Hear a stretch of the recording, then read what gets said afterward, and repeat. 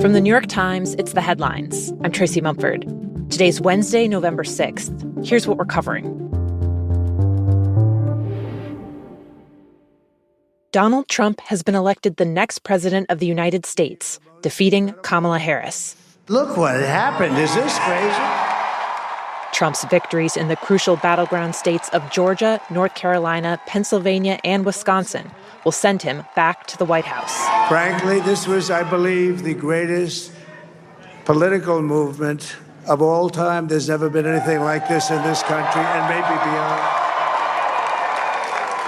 And now it's going to reach a new level of importance because we're going to help our country heal. We're going to help our country heal. Trump himself claimed victory before many news outlets had called the race, speaking in West Palm Beach, Florida, a little after 2 a.m.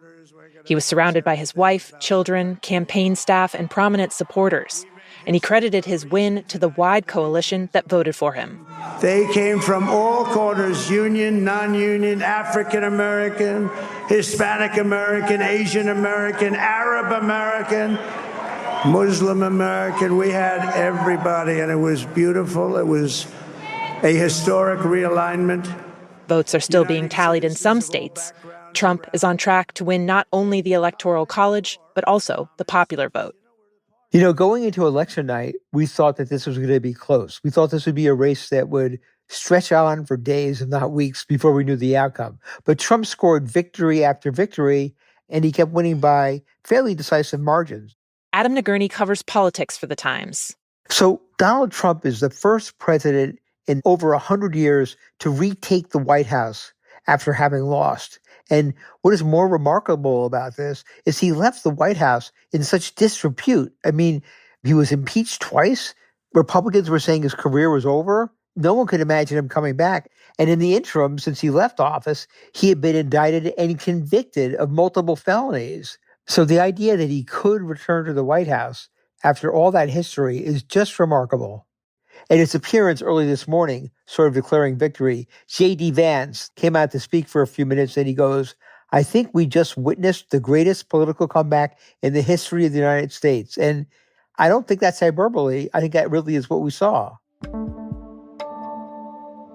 Looking ahead to what will be Trump's second term starting in January, there's a lot of things that he talked about during the campaign. He talked about imposing massive tariffs. He talked about doing a major deportation of what he would call illegal immigrants. I think he's coming in with a very clear agenda, and I would expect him to begin doing a lot of the stuff that he talked about. Also last night, Republicans seized control of the Senate. They picked up at least 2 Democratic seats. In West Virginia, the state's Republican governor, Jim Justice, won the seat formerly held by Joe Manchin. And in Ohio, Bernie Moreno ousted Sherrod Brown. Republican incumbents also fended off Democratic challengers in some tight races, including in Texas, where Ted Cruz held onto his seat. The Republican victories end 4 years of Democratic control in the Senate. In the House, control is still up for grabs. Many of the most competitive House races have yet to be called. Counting those votes, especially in California, may take days.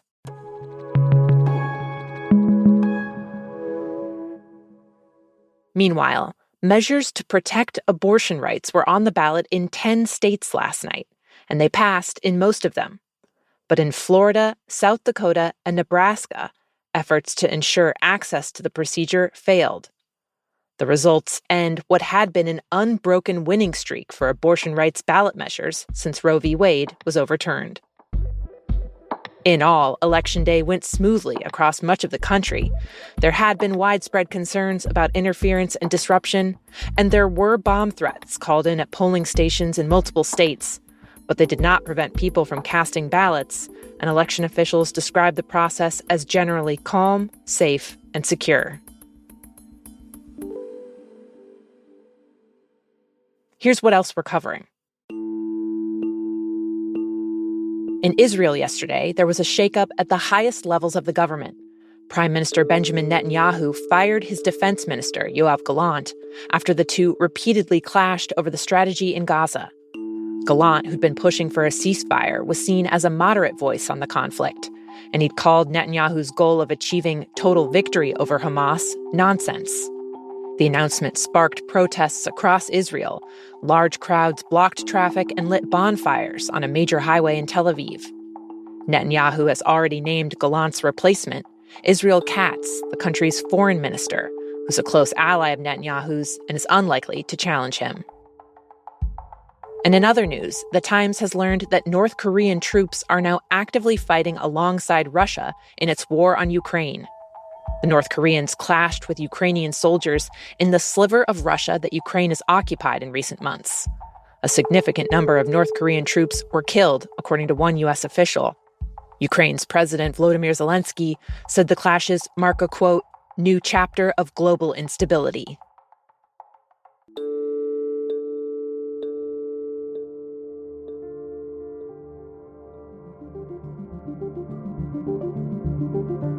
Those are the headlines. Today on The Daily, Times political reporters Ested Herndon, Lisa Lair, and Nate Cohn break down last night's results. That's next in the New York Times audio app, or you can listen wherever you get your podcasts. I'm Tracy Mumford. We'll be back tomorrow.